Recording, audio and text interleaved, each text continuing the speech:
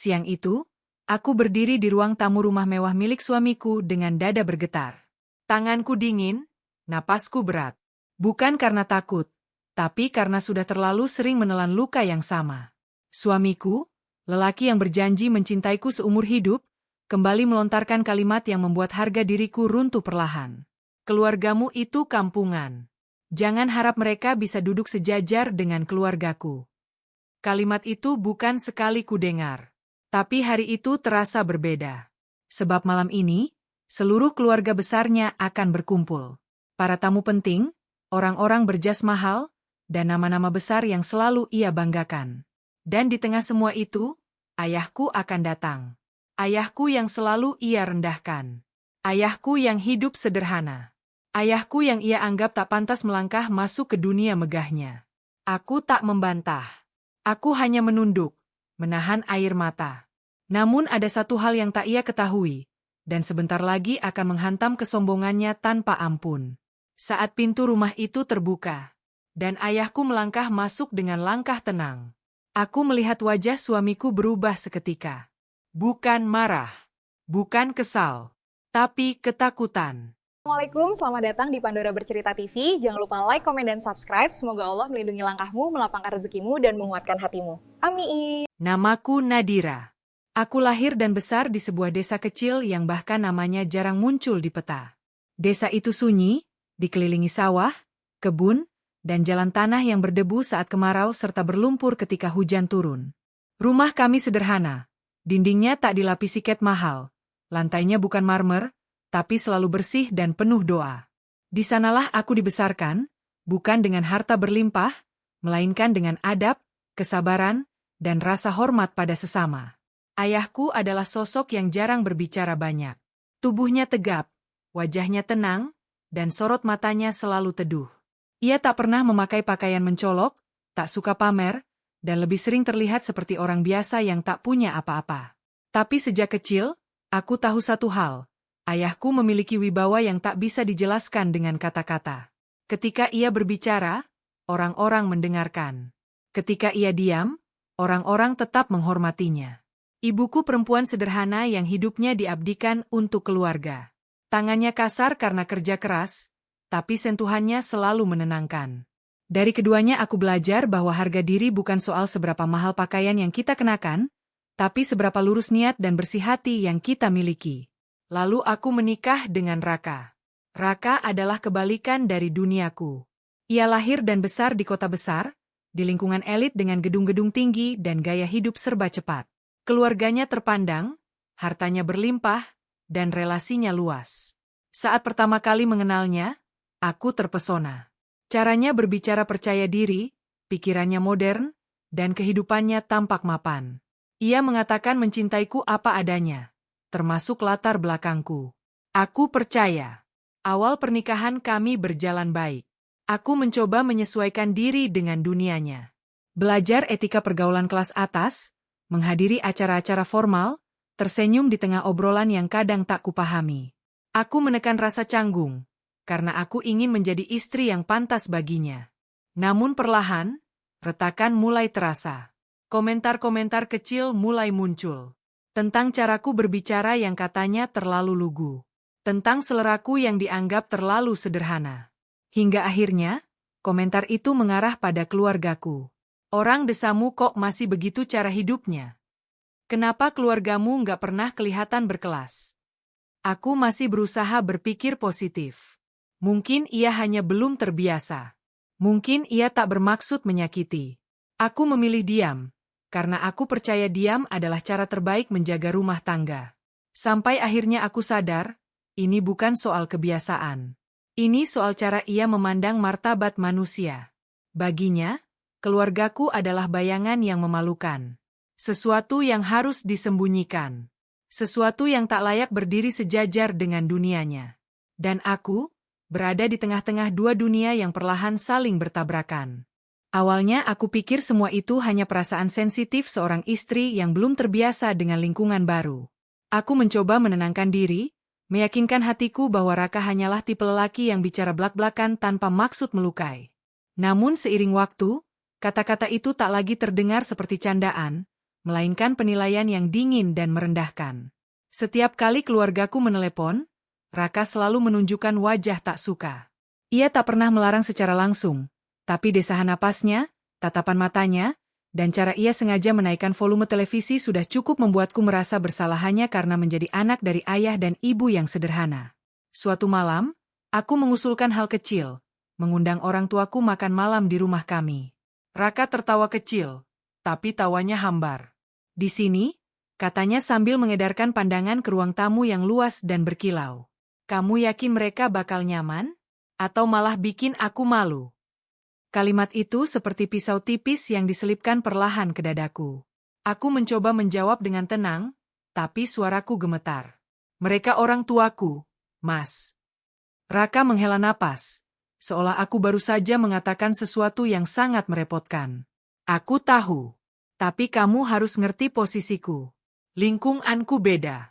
Jangan samakan semuanya. Sejak saat itu, aku mulai memahami satu hal pahit. Baginya, perbedaan bukan untuk dihargai, melainkan untuk disembunyikan. Konflik itu memuncak ketika Raka mengabarkan rencana besar. Ia akan mengadakan jamuan makan malam di rumah kami. Acara itu bukan sekadar kumpul keluarga, melainkan ajang penting. Rekan bisnisnya akan datang. Atasan-atasannya hadir. Orang-orang yang selama ini ia banggakan sebagai bukti kesuksesannya. Aku mendengarkan dengan campuran bangga dan cemas. Hingga ia menambahkan satu kalimat yang membuat jantungku berhenti sejenak. Ngomong-ngomong, keluargamu nggak perlu datang, kan? Aku menatapnya tak percaya. Kenapa? Raka meneguk minumannya pelan, lalu berkata ringan, seolah ini hal sepele. Acara ini bukan tempat yang cocok buat mereka. Kamu tahu sendiri, cara bicara, cara berpakaian. Aku nggak mau ada yang salah paham. Malam itu, aku menangis dalam diam. Bukan karena ia tak mengundang mereka, tetapi karena ia tak pernah menganggap mereka layak diundang. Namun takdir seperti sengaja menguji kesabaranku. Beberapa hari kemudian, ibuku menelepon. Dengan suara penuh harap, ia berkata ayah ingin sekali datang ke kota. Ingin melihat rumahku. Ingin bertemu menantunya, meski hanya sebentar. Aku menelan ludah. Hatiku terbelah dua. Di satu sisi, aku tahu reaksi Raka. Di sisi lain, aku tak sanggup lagi mengkhianati orang tuaku sendiri. Dengan keberanian yang tersisa, aku menyampaikan keinginan itu pada Raka. Ia terdiam cukup lama. Lalu tersenyum. Senyum yang tak membuatku tenang sama sekali. Ya sudah, katanya akhirnya. Asal mereka tahu diri. Jangan bikin aku kelihatan salah pilih istri. Kalimat itu menjadi awal dari sesuatu yang jauh lebih besar. Sesuatu yang belum ia sadari, akan segera menghantam kesombongannya tepat di depan orang-orang yang paling ia banggakan. Sejak hari itu, suasana di rumah terasa berbeda. Raka tampak sibuk mempersiapkan jamuan besar yang ia anggap sebagai momen penting dalam hidupnya. Hampir setiap hari, ia menerima telepon, mengatur daftar tamu, memesan catering mahal, dan memastikan rumah kami tampil sempurna, tanpa celah. Baginya, malam itu bukan sekadar acara keluarga, melainkan panggung untuk mempertontonkan keberhasilannya di hadapan dunia. Aku ikut membantu, meski hatiku diliputi kegelisahan. Setiap langkah persiapan justru membuat dadaku semakin sesak. Aku tahu, di balik kemewahan yang sedang ia bangun, ada satu hal yang ia anggap sebagai noda, keluargaku. Beberapa kali aku menangkapnya memeriksa cermin sambil merapikan jasnya, lalu berkata lirih namun tajam. Aku nggak mau ada hal memalukan terjadi malam itu. Aku tahu siapa yang ia maksud. Raka bahkan mulai mengatur detail yang menurutku berlebihan. Ia menyiapkan pakaian khusus untukku, gaun mahal yang jarang kupakai. Lalu ia berkata dengan nada serius. Kalau orang tuamu datang, pastikan mereka berpakaian pantas. Jangan seperti orang mau ke sawah. Aku tercekat. Itu bukan saran. Itu peringatan. Di sisi lain, dari desa, ayah dan ibuku mempersiapkan diri dengan caranya sendiri. Ibu menelpon, bertanya dengan suara ragu, pakaian apa yang sebaiknya ia kenakan agar tak terlihat salah tempat. Aku mendengarnya menahan malu, dan disitulah hatiku benar-benar terasa remuk. Aku mulai bertanya-tanya, Apakah aku egois karena memaksakan pertemuan dua dunia yang sejak awal tak pernah ingin Raka satukan? Hari demi hari berlalu. Undangan telah tersebar. Nama-nama besar dipastikan hadir. Rumah kami berubah menjadi bangunan penuh kilau dan formalitas. Namun semakin dekat hari itu, Raka justru semakin mudah marah. Hal-hal kecil bisa membuatnya naik pitam. Posisi vas bunga, suara langkah pembantu, bahkan caraku tersenyum yang katanya terlihat terlalu desa. Malam sebelum acara, kami bertengkar. Untuk pertama kalinya, aku berani berkata tegas. Mereka orang tuaku. Kalau Mas malu pada mereka, Mas juga sedang mempermalukan aku. Raka menatapku lama. Tatapan itu dingin. Aku nggak malu sama kamu. Aku malu sama asal-usulmu. Kalimat itu mengunci hatiku dalam keheningan yang panjang. Keesokan harinya, langit tampak cerah, tapi dadaku penuh awan gelap. Tamu-tamu mulai berdatangan. Mobil mewah memenuhi halaman. Tawa dan obrolan terdengar riuh. Raka berdiri tegap, penuh percaya diri, menyambut satu persatu dengan senyum terbaiknya. Dan di tengah semua kesibukan itu, sebuah mobil sederhana berhenti perlahan di depan gerbang. Hatiku berdegup kencang. Aku tahu, momen yang akan mengubah segalanya baru saja dimulai. Mobil itu berhenti perlahan, jauh berbeda dari deretan kendaraan mewah yang memenuhi halaman rumah. Warnanya kusam, bentuknya sederhana. Beberapa tamu melirik sekilas, lalu kembali berbincang, seolah kendaraan itu tak pantas menyita perhatian mereka. Tapi aku tahu, hatiku tahu, siapa yang turun dari mobil itu. Ayahku. Ia melangkah keluar dengan tenang. Kemeja lengan panjang yang sudah lama ia miliki, celana kain biasa, sepatu hitam yang tampak sering dipakai. Tak ada arloji mahal, tak ada aksesoris mencolok. Hanya raut wajah yang tetap sama seperti dulu, teduh, tenang, dan penuh wibawa yang sulit dijelaskan. Ibuku menyusul di belakangnya. Ia tampak gugup, memegang tas kecil erat-erat. Aku segera menghampiri mereka, menahan air mata yang hampir tumpah. Ayah tersenyum padaku, senyum yang membuatku sedikit lebih kuat berdiri di tengah tekanan ini. Di kejauhan, aku melihat Raka. Ia sempat melirik, lalu menghela napas pendek, sebuah ekspresi kesal yang tak lagi ia sembunyikan. Aku tahu, dalam pikirannya, inilah momen yang paling ia takutkan. Ayah dan ibuku berdiri di tengah dunia yang ia banggakan. Namun sesuatu yang tak terduga terjadi. Seorang pria berjas abu-abu yang sejak tadi menjadi pusat perhatian tamu-tamu lain tiba-tiba terdiam. Gelas di tangannya hampir jatuh. Matanya menatap lurus ke arah ayahku, seolah tak percaya dengan apa yang ia lihat. Maaf, katanya pelan, lalu melangkah mendekat. Apakah Bapak ini Pak Arya? Ayahku berhenti melangkah. Ia mengangguk sopan. Iya. Ada yang bisa saya bantu? Pria itu langsung menunduk hormat. Subhanallah, saya tidak menyangka bisa bertemu Bapak di sini. Percakapan itu membuat suasana mendadak sunyi. Beberapa tamu lain mulai memperhatikan. Satu persatu wajah berubah. Bisik-bisik muncul. Nama ayahku disebut pelan, lalu semakin jelas. Pak Arya.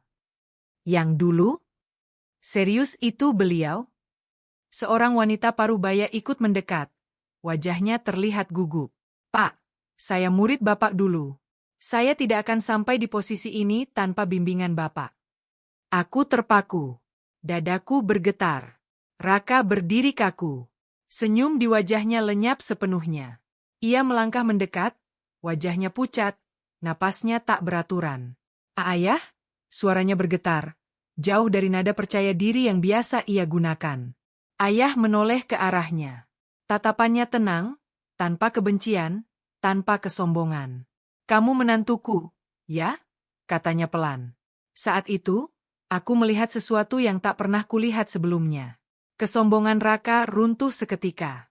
Ia baru sadar, lelaki yang selama ini ia anggap kampungan, tak selevel, dan memalukan, adalah sosok yang dihormati oleh orang-orang yang selama ini ia kejar pengakuannya.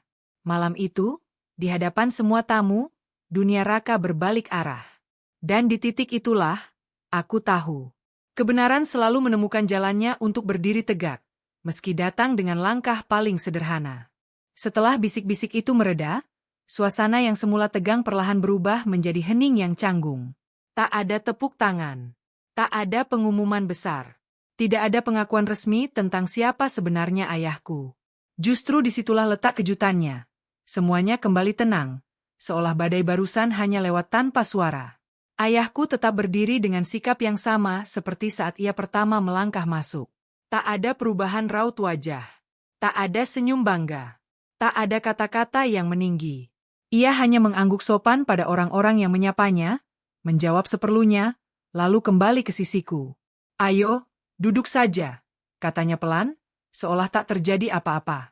Sementara itu, Raka masih berdiri kaku. Wajahnya pucat, matanya kosong. Ia seperti kehilangan arah di rumahnya sendiri. Para tamu yang tadi memujanya kini justru lebih sering melirik ke arah ayahku, bukan dengan kagum yang berisik, melainkan dengan hormat yang sunyi. Acara tetap berjalan. Makanan tetap disajikan. Musik lembut kembali terdengar. Tapi ada sesuatu yang telah berubah, dan semua orang merasakannya. Raka mencoba kembali memainkan perannya sebagai tuan rumah. Senyumnya dipaksakan. Tawanya terdengar kering. Ia menyapa tamu-tamu, tapi suaranya tak lagi mantap. Sesekali matanya mencuri pandang ke arah ayahku, seolah masih berusaha mencerna kenyataan yang baru saja menampar egonya. Aku duduk di samping ayah dan ibu. Ibuku menunduk, tangannya gemetar kecil. Ayah menepuk punggungnya pelan, memberi isyarat bahwa semuanya baik-baik saja. Tak ada rasa ingin membuktikan apapun dari dirinya. Justru ketenangan itulah yang membuat hatiku terasa semakin perih, dan sekaligus lega. Beberapa tamu mendekat, menyapa ayah dengan nada rendah dan sopan. Mereka berbincang sebentar, lalu pergi tanpa sensasi. Tidak ada yang membesar-besarkan. Tidak ada yang mengungkit masa lalu. Seakan-akan kehadiran ayahku bukan untuk dipamerkan, melainkan hanya untuk diakui. Dan itu sudah cukup. Aku menatap Raka dari kejauhan. Ia kini duduk sendirian, menunduk, jemarinya saling bertaut. Tidak ada lagi komentar sinis. Tidak ada lagi sikap merendahkan. Yang tersisa hanyalah kebingungan dan rasa malu yang tak bisa ia sembunyikan. Di titik itu, aku menyadari sesuatu yang ironis. Bukan ayahku yang membutuhkan pengakuan, melainkan Raka yang selama ini haus akan pengakuan, dan baru malam itu ia kehilangannya. Malam terus berjalan tanpa ledakan emosi. Tidak ada pertengkaran. Tidak ada konfrontasi. Tidak ada pembalasan. Hanya keheningan yang perlahan mengajarkan arti sebenarnya dari martabat. Dan justru karena tak ada apa-apa yang terjadi setelahnya, rasa sakit itu terasa jauh lebih dalam. Acara itu akhirnya selesai tanpa kejadian besar. Para tamu pulang satu persatu, meninggalkan rumah yang kembali sunyi.